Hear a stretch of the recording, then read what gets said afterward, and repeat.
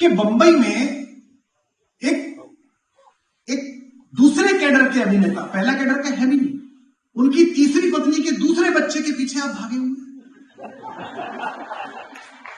अब वो मुड़ा, अब उसने खाया, अब उसने खिलौना गिराया, वो तो उन लोगों ने सुविधा नहीं दी वरना आप बाथरूम में भी जाए। मैं ये नहीं कहता कि सूचना नहीं मिलनी चाहिए। अब आप क्या कहते हैं, लोग ऐसा देखना चाहते हैं। नहीं, लोग देखना नहीं चाहते। आपने ऐसा देखना सिखाया। आपको ये सरल लगी, आपको ये बात बहुत अच्छी लगी। हाँ, टैरिफ बढ़ती हुई टैरिफ में वो जो एक बुरे बालों वाला फूफा है,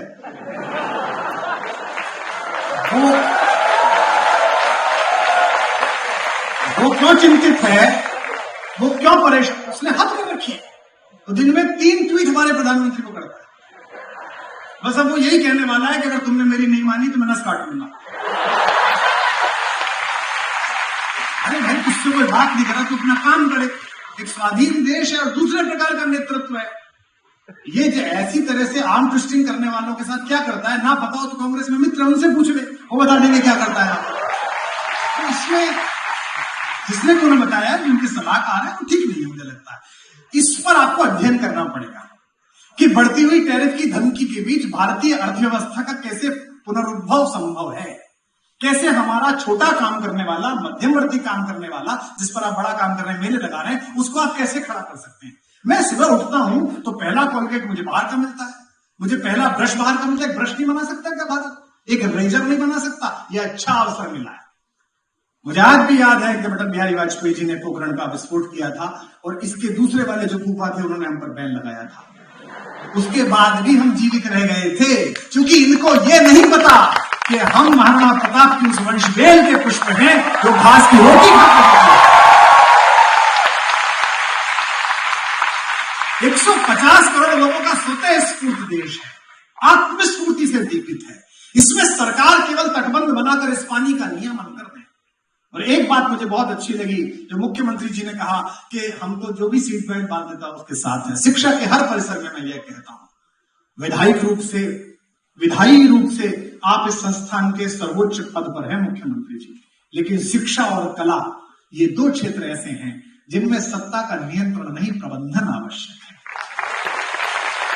नियंत्रण संपूर्ण रूप से गुरु परिवार पर रहना चाहिए, कुलगुरु पर रहना चाहिए, विश्वविद्यालय के प्राध्यापकों पर रहना चाहिए।